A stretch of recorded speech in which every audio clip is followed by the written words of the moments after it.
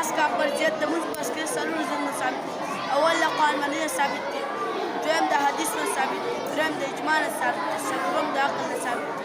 هر عاقل بالغ باندې پنځه وخته مونځ فرض عین دی. صرف ښځو ته د حیض او د نفاس په زمانه کې مونځ څوک چې مونځ پس کوي نو انکار وکړي هغه کافر دی. څوک چې مونځ کې سستي کوي هغه فاسق او نافرمان دی. بعض علماو دا لیدل نه ووایه چې د بدن نه وینه راشي. امام شافعي، امام مالک، امام احمد رحمة الله علیهم وایي دا یې قطع کړه رحمة الله علیهم وایي دا یې قطع کړه چې دا یې نبي علیه السلام حدیث دی. ماشوم چې د اوو کالو شي د مونځ حکم ورته کوي، او چې د لسو کالو شي بیا چې مونځ نه کوي بیا یې په والي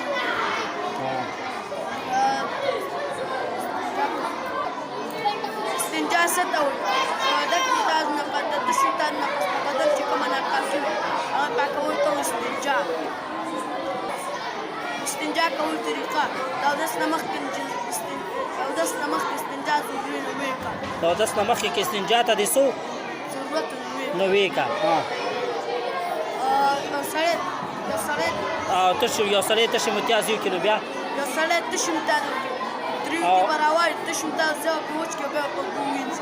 چې کوم ساس کې پې لګېدلي وي هغه کوم ساس کې لګېدلي وي هغه په وچ کې.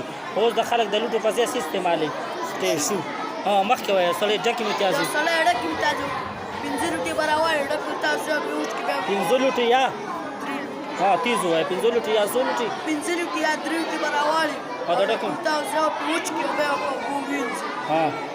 سړی استنجا په څو قسمه ده؟ اولنۍ مستحب استنجا کومه یو ده؟ یو سړی تشې متیاز وکړي ډکې متیاز وکړي دا د خپل ځای نه خوځېدلي نه وي نو بیا استنجا کول څه ده؟ مستحب ده لاله.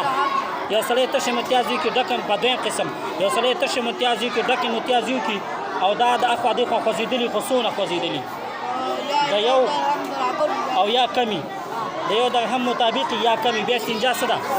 او که د یو درهم نه زیات ځای ګنده کړی بیا چې چا ونه کړه بیا مونځ نه کېږي.